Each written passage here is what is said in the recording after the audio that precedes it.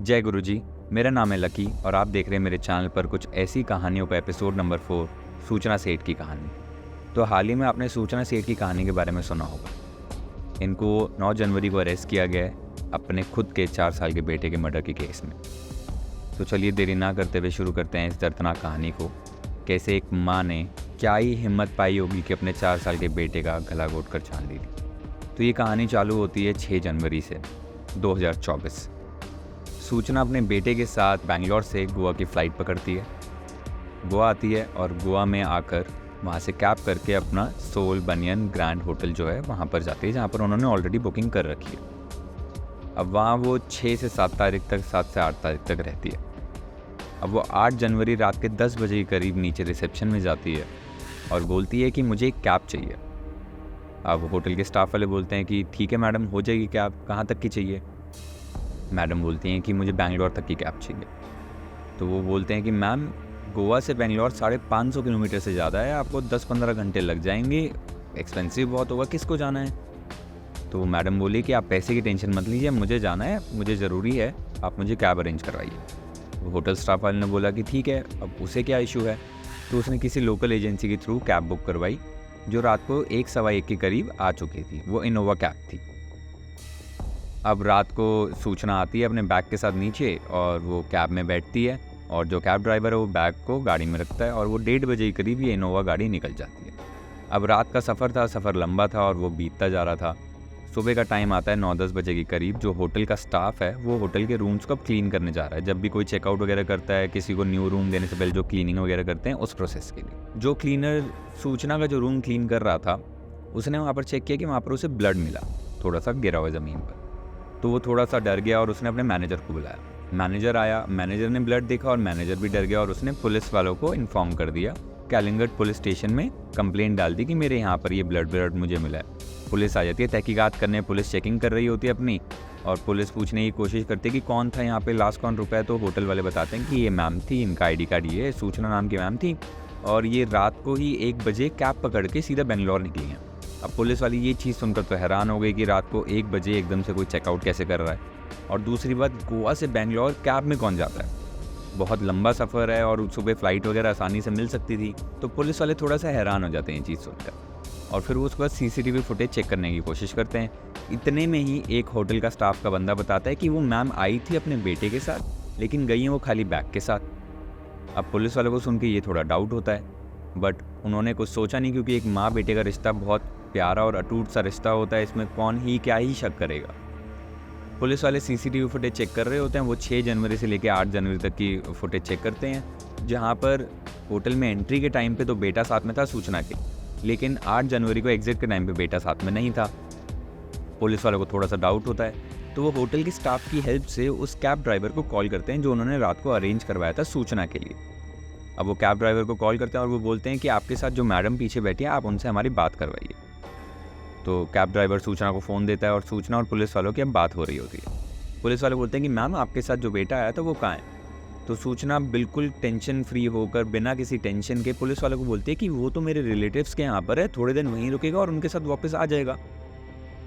Police वाले कहते हैं ठीक है, चलो, हमें कुछ डाउट हुआ होगा थोड़ा, ऐसे ही पुलिस वालों को लगा कि हाँ सब कुछ ठीक है। बट पुलिस वाले ने बोला कि आप मुझे एड्रेस दे दीजिए प्लीज़। सूचना ने एड्रेस दे दिया उनको। अब पुलिस वालों का तो काम है तहकीकात करना, सब कुछ चेक करना। तो पुलिस वाले क्या करते हैं, उसके बाद अपने एक ऑफिसर को भेजते हैं एड्रेस लेकर कि जाओ आप चेक कर आओ और कंफर्म करो। अब वो पुलिस वाला जाता है और जाकर वो ढूंढता रह जाता है, लेकिन उसको वो एड्रेस नहीं मिलता। वो वापस आता है और पुलिस वाले को आके बताता है, अपने सीनियर को आके बताता है कि सर जो एड्रेस था वो तो फेक है, वो तो कहीं मिला ही नहीं। अब पुलिस वाला एकदम से बहुत ज़्यादा डाउटफुल हो जाता है और उसी टाइम कैब ड्राइवर को कॉल करो। पुलिस वाला ड्राइवर को बोलता है कि तुम ध्यान से सुनो, अभी तुम किस साइड हो। तो कैब ड्राइवर वाला बताता है कि मैं चित्रदुर्ग कर्नाटका की साइड में ही हूँ। तो पुलिस वाला बोलता है कि गाड़ी को ना तुम अपने नियरेस्ट पुलिस स्टेशन ले जाओ, अगर तुम्हें पता है तो, अगर नहीं पता है तो कहीं चाय पीने के बहाने से रुको, एड्रेस पूछो और वहाँ पुलिस स्टेशन में ये गाड़ी को ले जाओ और वहाँ के पुलिस वालों से मेरी बात करवा दो इसी नंबर पर। अब कैब ड्राइवर वाला भी समझ गया था कि थोड़ा सा तो सीन ख़राब है, तो उसने कहा कि अब मैं पुलिस का ही साथ दूंगा। उसने जल्दी से गाड़ी रोकी चाय के बहाने से, किसी से पूछा कि आसपास कोई पुलिस स्टेशन है यहाँ पर। किसी बंदे ने बताया कि हाँ यहाँ पर एक आई मंगला करके पुलिस स्टेशन है, वहाँ जा सकते हैं आप। रास्ता पूछा कैब ड्राइवर ने, वो गाड़ी में बैठा और जल्दी से गाड़ी को उस पुलिस स्टेशन में ले गया। और वो बंदा उतर कर सीधा पुलिस वालों के पास जाता है, वो फ़ोन लेकर, और पुलिस की बात करवाता है। गोवा पुलिस और कर्नाटका पुलिस की अब बात चल रही है। अब गोवा पुलिस वाले कर्नाटका पुलिस वालों को बताते हैं कि ये जो औरत है, इस पे थोड़ा सा शक है हमें, क्योंकि ये हड़बड़ाहट में रात को 1 बजे इसने चेकआउट किया है, वो भी कैब से जा रही है गोवा से बेंगलोर, और ये अपने बेटे का जो इसने एड्रेस दिया था वो फेक दिया है, तो आप इसकी ना तलाशी लो, चेक करो और आप हमें बताओ। तो अब पुलिस वाले जाते हैं, अपने फीमेल कांस्टेबल को लेकर जाते हैं और उससे सूचना की चेकिंग वगैरह करवाते हैं और सूचना को बाहर कर निकलवाते हैं गाड़ी से, और उसके बाद वो जो बैग था सूचना का वो निकालते हैं। अब पुलिस वाला वो बैग चेक करने जा रहा होता है, वो बैग खोलता है, अंदर थोड़े बहुत कपड़े निकलते हैं ऊपर से, फिर वो कपड़े हटाकर देखता है नीचे एक 4 साल के बच्चे की लाश को ठूस कर दबाकर अंदर पैक कर दिया गया था। वो सूचना के बेटे की लाश थी। ये लाश देख के पुलिस वाला भी हैरान हो गया था और वो भी 2 कदम पीछे हट गया। इसके बाद जो कर्नाटका पुलिस है वो गोवा पुलिस को ये इत्तला करती है, बताती है सब कुछ। गोवा पुलिस अब बोलते हैं कर्नाटका पुलिस को कि ये कलिंगट का ही केस है, तो हमारे यहाँ से टीम निकल चुकी है सूचना को लेने के लिए, आप सूचना को वहीं पर ही रखिए और जो डेड बॉडी है वो आप प्लीज़ पोस्टमार्टम के लिए पास वाले गवर्नमेंट हॉस्पिटल में भेज दीजिए।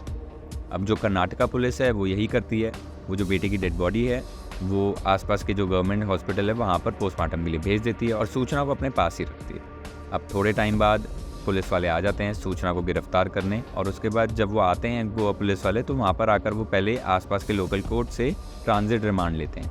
अब ट्रांजिट रिमांड क्या होता है? ट्रांजिट रिमांड एक्चुअली में एक वो डॉक्यूमेंट होता है जो आपको रिलीज़ करने में या ईजी कर देता है कि आपको जो भी आरोपी है बंदा जो दूसरी जगह पर है या दूसरे स्टेट में है, उसको अपने स्टेट में ले जाने के लिए परमिशन लेनी पड़ती है आपको कोर्ट से, उसी परमिशन को ट्रांजिट रिमांड बोला जाता है। तो गोवा पुलिस जो है वो चित्रदुर्ग में ही लोकल कोर्ट में ट्रांजिट रिमांड के लिए अपील करती है और वो उनको मिल जाती है और वो सूचना को लेकर निकल जाते हैं गोवा के लिए, कलिंगट के लिए। अब रास्ते में थोड़ी स्टोरी जो है सूचना आधी रास्ते में बता देती है और आधी पहुंचकर बताती है, लेकिन अब जो मैं आपको स्टोरी बताने वाला हूँ वो एक जनरल पॉइंट ऑफ व्यू से स्टोरी है। सूचना जो है वो कोलकाता से थी, वो 2010 में बेंगलोर शिफ्ट हुई थी अपनी जॉब के चलते, और यहीं पर ही वो मिलती है वेंकट रमन से जो केरला से थे। दोनों एक दूसरे से प्यार कर लेते हैं और दोनों की शादी हो जाती है। अब 2019 में होता है इनका एक लड़का। अब उसके बाद इन दोनों की लड़ाइयाँ थोड़ी बहुत चालू हो जाती हैं। सूचना का ये कहना था कि वेंकट जो है वो बेटे का ख्याल बिल्कुल भी नहीं रखता है, सारा काम मेरे पर ही आ गया। और इसी के चलते चलते थोड़े टाइम पहले ही 2019 में ही वेंकट ने जो माइंडफुल एआई लैब्स है जिसकी सीईओ और फाउंडर जो सूचना है, उनके साथ वो कंपनी में काम कर रहे थे पिछले 8-9 साल से, और उन्होंने वो कंपनी को छोड़ दिया सूचना के हवाले और वो दूसरा काम करना चाहते थे। उन्होंने अपना अलग से बिजनेस किया और वो एक फाइनेंशियल सर्विसेज की जॉब भी कर रहे थे। अब सूचना और वेंकट की लड़ाइयाँ बहुत ज़्यादा चालू होने लग गई थी, और यही थोड़ी बहुत लड़ाइयाँ होती, कभी ठीक हो जाती, फिर वापस लड़ाई होती, कभी ठीक हो जाती, और ऐसे ही नॉर्मल इनका रिश्ता चलता रहा। अब बीच में कोरोना आ गया, कोरोना के टाइम पे तो दोनों को साथ में ही रहना पड़ा, दोनों ने जैसे तैसे मैनेज करा और 2022 तक ये बात आ गई। अब 2022 अगस्त में ये बात आती है, वहाँ पर इन दोनों की एक दिन बहुत गंदी और बड़ी लड़ाई होती है, जिसके चलते वेंकट घर छोड़कर निकल जाता है, और उसके बाद सूचना पास वाले पुलिस स्टेशन में जाकर डोमेस्टिक वायलेंस का केस जो है उसकी कंप्लेंट डलवा देती है वेंकट पे। अब पुलिस जो है वो डोमेस्टिक वायलेंस का एफआईआर लिख लेती है और वेंकट को बुलाती है। अब वेंकट पुलिस स्टेशन आता है और वो बताने की कोशिश करता है कि ये सब कुछ फेक है, हमारी लड़ाइयाँ वगैरह चलती रहती हैं, उसी के चलते है। अब इसी एफआईआर और इसी केस के चलते थोड़ा टाइम बीत जाता है। थोड़े टाइम के बाद ही इसमें सब कुछ चल रहा होता है कि सूचना जो है वो कोर्ट में जाकर 2023 में ही स्टार्टिंग में कोर्ट में जाकर डाइवोर्स के लिए पिटीशन डाल देती है, जहाँ पर वो इसी केस के बेसिस पर पिटीशन डालती है डाइवोर्स के लिए। अब वेंकट फिर से कोर्ट में पेश होते हैं, वो बताते हैं कि नहीं सब कुछ फेक है, मैं गिल्टी नहीं हूँ, मैं नहीं करता हूँ domestic violence, but domestic violence का केस था और इसी के चलते सूचना ने व्हाट्सएप में से कोई प्राइवेट कॉन्वर्सेशंस या वीडियोस वगैरह थी वो कोर्ट को दिखा दी, जिसके चलते कोर्ट ने ऑर्डर पास कर दिया कि वेंकट जो हैं वो सूचना और उनके बेटे से दूर रहेंगे और उनको बिल्कुल नहीं मिल सकते और उनके घर के आसपास भी नहीं आ सकते। अब ये कोर्ट का ऑर्डर था, वेंकट को तो मानना ही पड़ेगा। अब यही कोर्ट का ऑर्डर फॉलो हो ही रहा होता है कि थोड़े टाइम बाद सूचना जो है कोर्ट में एक अपील डालती है कि मुझे एलिमनी चाहिए महीने की 2.5 लाख रुपए, मुझे अपने घर का खर्चा निकालना है, मुझे बच्चे को पालना है। और जो वेंकट है वो तो वैसे भी 9-10 लाख रुपए महीने का कमाते हैं अच्छा खासा, तो मुझे इतनी एलिमनी तो चाहिए ही चाहिए। और इसी के साथ साथ जो माइंडफुल एआई लैब्स थी, जो बहुत सक्सेसफुल कंपनी थी, वो वेंकट की छोड़ने के बाद थोड़ी डावाडोल हो गई और सूचना उसे संभाल नहीं पाई। अब इसी के चलते जो कोर्ट है वो एलिमनी की जो अपील होती है वो एक्सेप्ट तो कर लेती है, लेकिन 2.5 लाख रुपए नहीं, महीने के 20,000 रुपये पे वो एक्सेप्ट करती है कि वेंकट को महीने के 20,000 रुपये सूचना को घर खर्च के लिए देने पड़ेंगे। अब वेंकट इस चीज़ से राज़ी कर लेता है अब ये बात थी अगस्त की, और इसके बाद ही सितंबर, अक्टूबर, नवंबर 3 महीने तक वेंकट 20,000 रुपये महीने की एलिमनी देता रहा। और उसके बाद वेंकट ने कोर्ट में अपील किया कि मैं अपनी तरफ से सब कुछ कर रहा हूँ, मैं इनके पास भी नहीं गया हूँ, मैं सब कुछ फॉलो कर रहा हूँ, मैं एलिमनी भी दे रहा हूँ, तो एक बाप के नाते मुझे अपने बच्चे से मिलने का हक होना चाहिए, जो सूचना बिल्कुल भी नहीं चाहती थी। सूचना एक्चुअली में इतनी ज़्यादा नफरत कर बैठी थी अपने पति से कि वो अपने पति को अपने बच्चे से मिलने भी नहीं देना चाहती थी। वो बाप और बेटे का रिश्ता एक बहुत प्यारा और अच्छा रिश्ता था, जो उसे पता था कि जब भी वो मिलेंगे वो बढ़ेगा प्यार, और बाप बेटे का प्यार है वो अटूट प्यार है, वो चलता रहेगा। वो अपने पति से इतनी नफरत कर बैठी थी कि वो अपने बेटे के पास अपने एक्स हस्बैंड को देखना भी नहीं चाहती थी। बट ये जो अपील थी वेंकट की, वो कोर्ट ने एक्सेप्ट करी, और कोर्ट ने बोला कि वेंकट महीने के 4 दिन हर संडे अपने बेटे से मिल सकते हैं, जिसके लिए सूचना ने बोला कि ये मुझे एक्सेप्टेबल नहीं है, मैं नहीं मानती। बट कोर्ट का ऑर्डर है, सूचना को तो मानना ही पड़ेगा। अब ये बात थी नवंबर तक की, अब आ जाता है दिसंबर के पहले संडे वेंकट अपने लॉयर के साथ सूचना के घर जाता है अपने बेटे से मिलने, जिसके चलते सूचना मना कर देती है कि मैं नहीं मिलने दूंगी और भगा देती है। यही दूसरे संडे भी होता है, यही तीसरे संडे भी होता है, और यही चौथे संडे भी होता है। लेकिन चौथे संडे वाले दिन वेंकट हमेशा अपने लॉयर के साथ ही जाया करता था कि कोई झूठा इल्ज़ाम न लगा दे या कोई दिक्कत परेशानी ना आ जाए। लेकिन चौथे संडे वाले दिन वेंकट अपने लॉयर के साथ बोलता है कि आप कंटेम्प्ट ऑफ कोर्ट कर रहे हो, और अब हम कोर्ट में जाकर अपील करेंगे, और उसके बाद आपको मुझे मिलने ही देना पड़ेगा बच्चे से। अब ये बोलकर वेंकट और लॉयर निकल जाते हैं, और उसके बाद सूचना जो है उसकी टेंशनें बढ़ जाती हैं, क्योंकि वो नहीं चाहती थी कि उसका एक्स हस्बैंड और उसका बेटा जो है वो मिले, और दोनों के बीच में एक बाप और बेटे का जो रिश्ता है वो बने। और वो इसी की टेंशन में रह गई कि अगला 5वां संडे आने वाला है, और कोर्ट ने भी अगर इसमें इन्वॉल्वमेंट दे दी तो मुझे तो बच्चे से मिलवाना ही पड़ेगा। तो वो कोई और रास्ता ढूंढने लगी कि कैसे मैं ये बाप और बेटे को दूर रखूं। अब इसी के चलते अगला संडे आने से पहले पहले वेंकट को किसी काम से जकार्ता, इंडोनेशिया जाना पड़ जाता है, और वो संडे को नहीं आ पाता है। और इसी के चलते 5 तारीख को सूचना अपने बेटे के साथ गोवा की टिकट्स बुक करवाती है 6 तारीख की, और एक होटल भी बुक करती है, और वो 6 तारीख को अपने बेटे के साथ गोवा जाती है। 2-3 दिन रुकती है, और रात को 8 तारीख को रात के 10 बजे होटल स्टाफ को जाकर बोलती है कि मुझे एक कैब चाहिए। और इसके आगे की कहानी आपको पता ही है। अब इस कहानी में 1-2 और पॉइंट्स भी हैं जो मैं कवर करना चाहूँगा। होटल रूम से जो खून मिला था वो और किसी का नहीं, खाली सूचना का ही खून था। एक्चुअली में जब उसने अपने बेटे को मार दिया था, उसके बाद उसे समझ नहीं आ रहा था वो क्या करे, तो उसने सोचा कि वो अपनी भी जान ले लेगी। उसने अपने हाथ से कैंची से अपना हाथ काटने की कोशिश करी, लेकिन पता नहीं उसका दिमाग बदल गया या क्या हुआ, उसने वो नहीं किया, और जो थोड़ा बहुत खून था वो ज़मीन पर गिर गया था, जो सूचना ने साफ़ करने की कोशिश नहीं करी थी। और गाड़ी जहाँ पर पुलिस स्टेशन पर ले जाई गई वो बेंगलोर से खाली 200 किलोमीटर पीछे की जगह थी। अगर वो 200 किलोमीटर पार हो जाते तो उसके बाद पता नहीं सूचना क्या करती।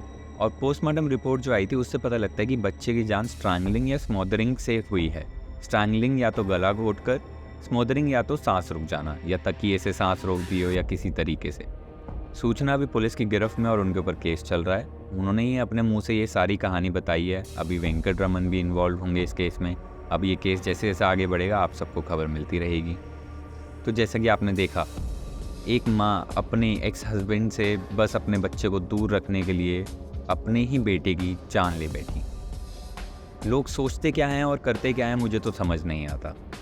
अब मैं एक क्वेश्चन करना चाहता हूँ कि सूचना ने अपने बेटे की जान तो ले ली, और उसे सूटकेस में डालकर वो बैंगलोर भी लेकर जा रही थी गाड़ी में, लेकिन उसने सोचा क्या था कि वो अपने बेटे की जान ले लेगी, उसे सूटकेस में डालेगी, बैंगलोर ले जाएगी, फिर क्या करेगी?